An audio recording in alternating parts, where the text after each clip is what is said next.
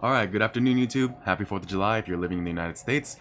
In today's video, we're actually going to be doing the first actual Q&A for the channel. I did a couple Q&A videos on the channel already where I kind of just answer questions that were either asked to me on places like Quora or Reddit, and just kind of giving my thoughts on questions that people have on that platform. However, I actually got a pretty good amount of questions sent into me this week, so I decided to actually make a proper Q&A video because I did answer the question in the comments, but I also felt like these are very good questions to share with the community and anyone else who has very similar issues.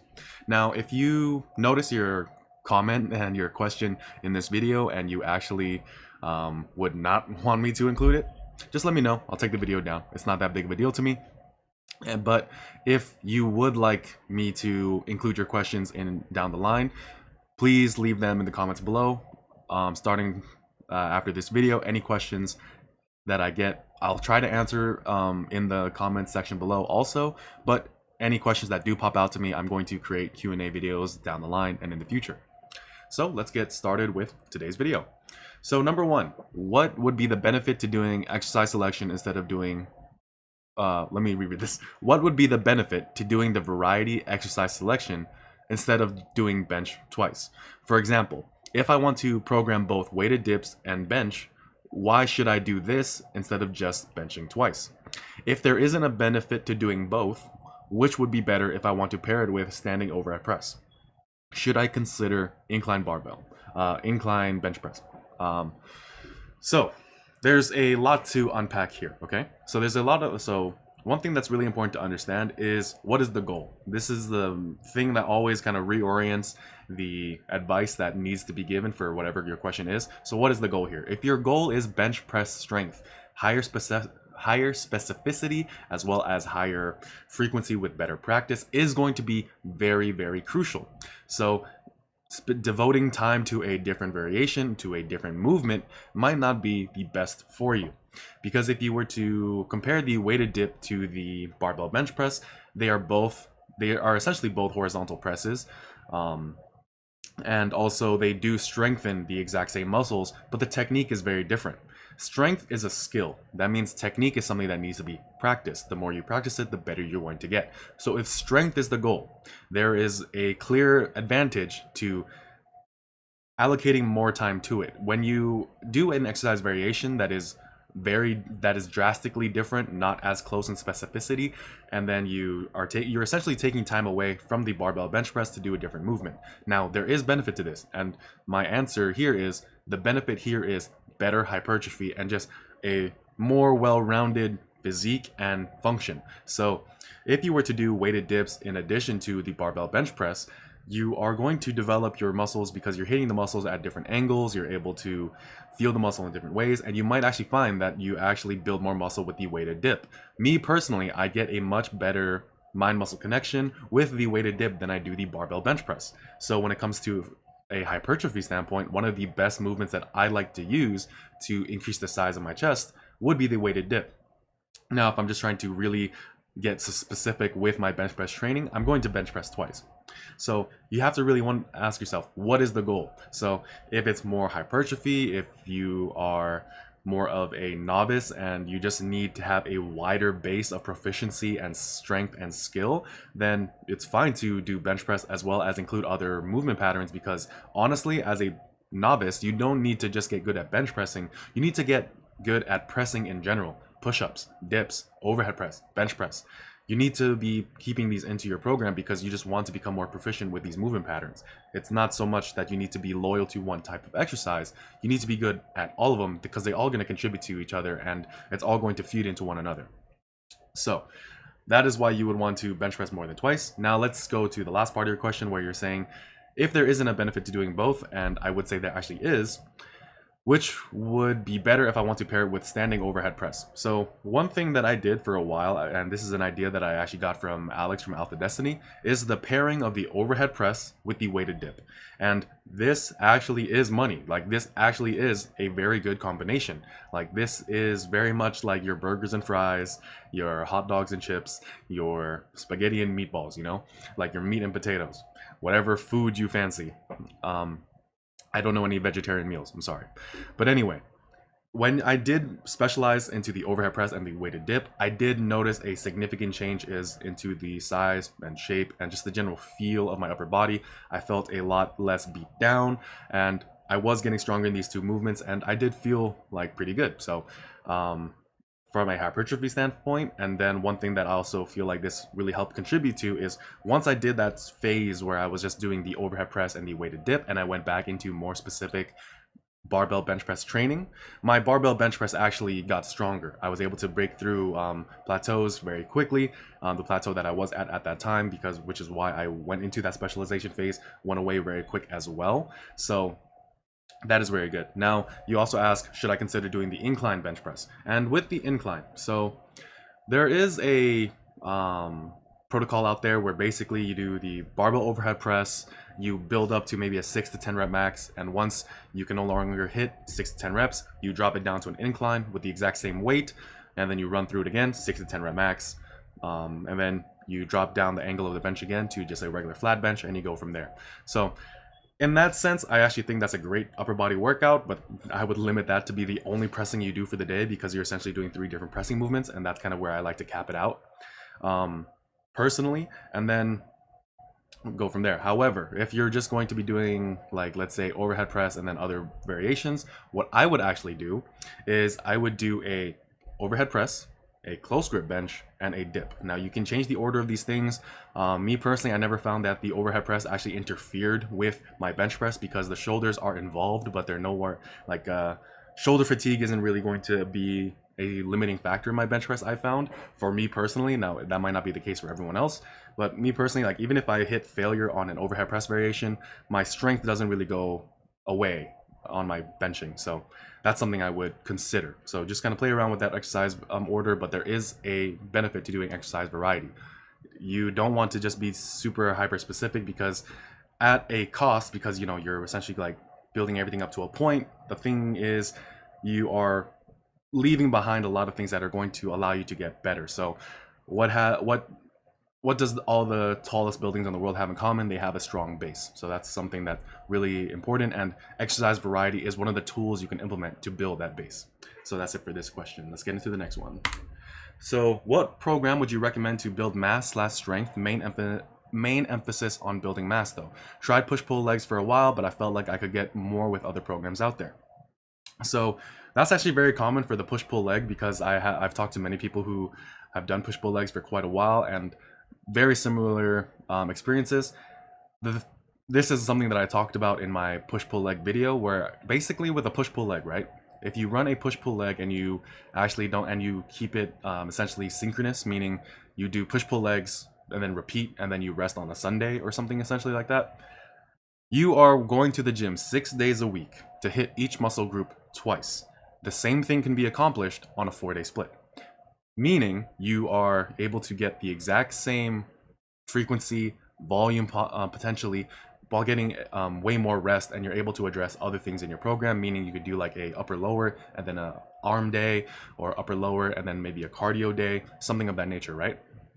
So that is one weakness of the push-pull leg that I just kind of find difficult to manage. Like, if it's a push-pull leg, for one, you actually have to like that split, and for another, you have to be very, very consistent with your split, regardless of what it is. Push-pull leg, upper lower, full body part split, it doesn't matter. Consistency is key. Whatever program and whatever split allows you to be consistent is the one that's going to be the most beneficial for building mass and strength.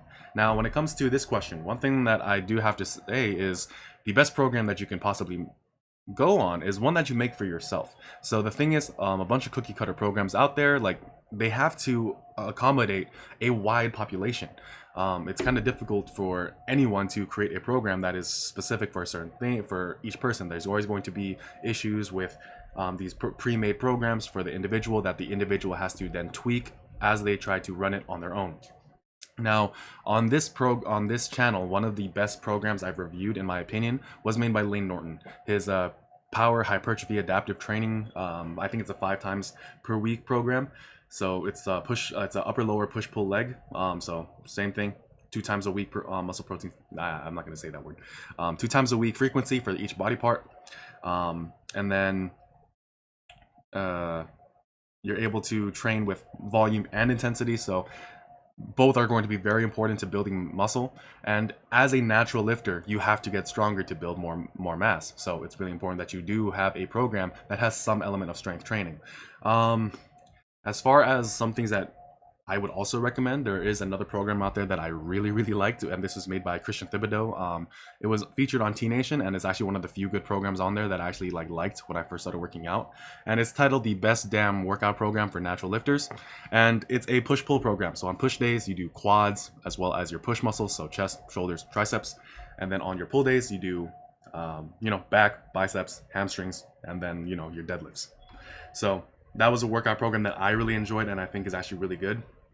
So that is a split that is near and dear to my heart, but I personally don't like doing, if I have the choice, I personally don't like doing a full upper body workout and then like shoving squats or leg press in at the end. I'd rather just do more upper body or just go home. So that's just me, but it is really good for building muscle, especially if you are a little bit adverse to having a whole leg day. So those are two programs I would recommend. The one by Christian Thibodeau and the one by Lane Norton. I will try to put out more hypertrophy focused programs, so like kind of like a 60-40, like a bodybuilder who wants to be strong type program on this channel. I'm working on a lot of different things as far as like more content in the future, not just in terms of videos, but actually like ebooks, training plans, and a bunch of other things. So please be patient with me while I try to get that done. But yeah, so those two programs, money. Hey man, so which program do you recommend for someone with insomnia? So yeah, I'm not including, one second. So the part of the reason why I'm not including names at the current moment is because this is the first Q&A. I didn't want it to like kind of like throw it out there and people be upset like, oh man, like I didn't want my question to be up there. So if you do want me to take down like either the entire video because everyone on here just doesn't want their question shared, or if you just want me to edit out your specific part, just let me know. I'll remove it and yeah, we'll go from there. But anyway, someone with insomnia, he gets 5 to 6 hours of sleep at night. With full body, I can skip a day when I feel tired, but on the off days, I'm very lazy and don't move much. With a push-pull leg, I can divide the load and workout time. Plus, I keep working out every day and more productive with school. Downside is going every day and feeling beat up after each session. Yes, that is one issue I have with the push-pull leg. What do you think? And he prioritizes hypertrophy. He has done powerlifting meets. And right now he's just focusing on getting shredded and massive. So what I would recommend here is actually the push-pull split. I do think that with a push-pull split, it has a lot more freedom. So like I said, the push-pull leg split, it's something where you are essentially like locked into almost 6 days a week, and that's can be a bit much, even if it's only 45 minutes, because you're trying to hammer each muscle or each movement pattern or however the grouping can be described. In that one day, you're hitting it pretty damn hard. Whereas with a push-pull split, let's say you do push-pull twice a week, right? So that means you're hitting your legs twice. Well, you're hitting like your legs in total 4 times a week, but you're having like quads and hamstrings split up on 2 different days. So on one day you do squats, on another day you do a leg press, a front squat, a safety bar squat, whatever you have available to you. Then on your pull day, you do a deadlift, and then let's say on another one, you do like a Romanian deadlift, a stiff leg deadlift, a trap bar, a block pull. Then on the rest of it, you focus mostly on the upper body. So the upper body has way more muscles than the lower body. Your upper bodies tend to be a lot longer in terms of exercise selection just because there's so much more muscles you have to hit. Squats and deadlifts actually build up the lower body fairly well for most people. And because you're just splitting it up that way, you're able to focus more so on the upper body. And generally speaking, when it comes down to focusing on getting shredded and massive, most guys are actually like, yes, they want bigger legs as well, and I would never advocate skipping leg day, but generally speaking, for most people, what I found to be the case is you just want a bigger upper body overall. You want more definition in the upper body, bigger chest, bigger shoulders, bigger arms, and then legs after that. So the big legs, very important, but generally speaking, like if you were to get shredded and massive, what are you gonna do? You're gonna take your shirt off and you're gonna take a picture of that first, and then your legs. So, and if you push the intensity on the lower body movements because you're only doing 1 lower body movement a day, or maybe 1 to 2 lower body movements a day, then you're able to push the intensity, be a bit closer to failure, and then on the next day you are able to take a day off. This is something that I actually ran because, so I was in the military. I didn't have the best sleep schedule, and so 5 to 6 hours on average is usually what I got. I would usually have to get up by 6 a.m. or 5:30, and then I would be in bed by like 11, but I wouldn't fall asleep until around like 12:30, and sometimes even less later than that. And one of my favorite programs during that time was the push-pull split. So it allowed me to work out, rest, and then maybe do 2 consecutive workouts, because by that time the work week is almost over. I'm less stressed, I have less work requirements, and then I get off earlier, so I have more time to rest and recover, and then I'm able to do that. So I get more frequent rest days, more freedom into my program. So if I am tired, I am able to skip a day, but I'm still able to get all 4 of my workouts done within a 7-day period. So when the next week comes around, I'm still able to keep that chain of progression going with little to no effect. So that's why I really like the push-pull split for someone who, for me, also just because I didn't like leg training at the time, because, you know, the whole leg day meme, but then also just like I didn't like having a long ass leg day. I just wanted to get some bare bones basics done each day and then move on from there, and then train my upper body, because I really enjoyed upper body training at the time. So that's what I would recommend. So 4 and 5, I grouped them together, but they are 2 different questions from 2 different people. So question 1 or 4: will doing 30 minutes of cardio 3 times a week with an upper lower split have a significant negative impact on muscle gain? So let's see. There's a couple things that I feel like need to be addressed. How much, like, for you is significant? Like, the thing is, muscle building is already a very slow process. It's, and also there's a lot of hybrid athletes out there, Alex Viada being one of them, who they are very, like, you know, they have great endurance capabilities, but also have a fair amount of mass on them. Like, and then also, like, of course, like the Matt Frasers of the world, whether being enhanced or whatever, like, that's kind of irrelevant for this current question, at least. And so the thing is, like, how much are you willing to lose? Because the thing is, like, there is a opportunity cost being mentioned here. You find doing cardio to be important. That's why you're asking this question. So 30 minutes 3 times a week, there is a benefit to doing that. Now, that might be fat loss, that might be fitness, it might be another fitness related goal, like maybe like you want to be good at a 5K, or let's say you are in an occupation that requires you to have cardiovascular endurance. That might be a component of your training. So in those circumstances, like, these constraints are, and these conditions are very important to the answers that you get to your questions, which is why the quality of your answer is always going to be relative to the quality of your question. Will it significantly negatively impact your muscle gains? I would argue no, because you're still going to be able to build a good physique, and you're going to be very lean, you're going to be very healthy. And, like, let's look at someone like Alex from Alpha Destiny, who did a long time, like, did for a while, like, endurance training because of his let's say admiration for David Goggins at one point, and he still had an impressive physique, still had a lot of muscle, still had a like elite levels of strength. So it's fine to do just that. And that's why when it comes down to just doing cardio 30 minutes 3 times a week on an upper lower split, probably is not going to be that big of a deal, especially if you manage the split appropriately. So you don't run the day before your leg days, so you can run after your leg training, or run on the same day after your upper body training, just so long as you have a rest day after, and you go from there, then that's fine. The next thing that needs to be discussed is what kind of cardio are you doing? Because if you're just doing incline walking, or walking on the stair stepper, doing a stationary bike, it's not going to impact you at all. If you're going to be doing 30 minutes of elliptical 3 times a week, it's not going to impact you at all. It's actually going to benefit you, just because you're going to actually stay healthy. You're going to, as long as your nutrition is in check, you're not going to be putting on extra fat, and that's good. So on that, I think that it's, yeah, like, you might just be kind of like overthinking it, man. Like, 30 minutes of cardio, probably not going to be that big of a deal. Now, if you are doing like hard running, like you're, like, let's say you are doing, like, you know, miles at, you know, a sub 8-9 minute pace for 30 minutes, it might not be the best for you, just because of how much impact you're putting onto your joints, and then running that in addition to a heavy weight training split or resistance training split. So in that case, it might not be the best for strength, but for muscle size, I'm inclined to say that it's not going to be the worst for you. Sorry if that was kind of like a roundabout and unclear or vague answer, but the thing is, it just really depends on what kind of cardio you're doing, how significant is significant to you, and yeah, like how are you managing the split. So the next thing, how can I add cardio into the routine? Gonna try your program, seems pretty smart in structure. So thank you for seeing what I'm trying to do with the program. So here he's talking about my novice program.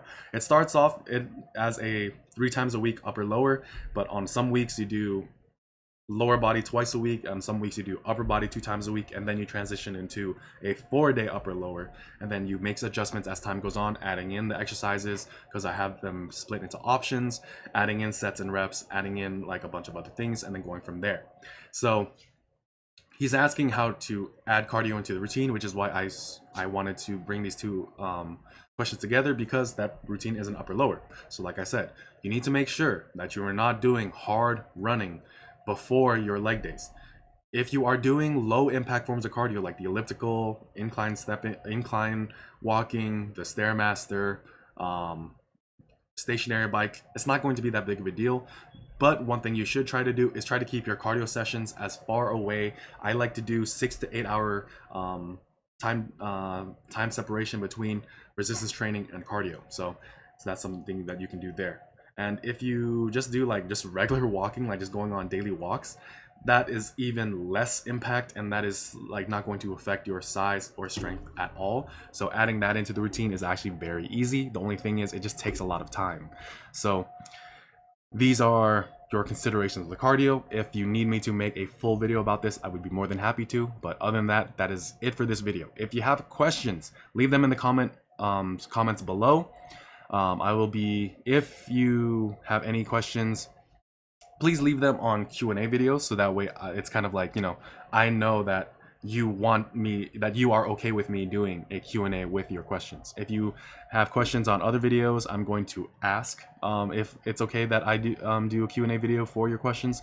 But if it's on here, I'm just going to assume, okay, they're fine with me doing a video for their questions. So thank you so much for watching the first Q&A video on this channel, like the first honest to God Q&A. I'm very grateful for the rate the channel has been progressing. I'm very grateful for your feedback and your support. Thank you so much for watching. Please like, comment, and subscribe. It really helps the channel, and it really, I feel really good being able to interact with you as often as possible. More content will be coming in the coming weeks, but until then, enjoy your weekend, enjoy your holiday weekend if you're living in the United States, and that's all. My name is Karel the King, standstrength.com, and I'll see you in the next one. Peace.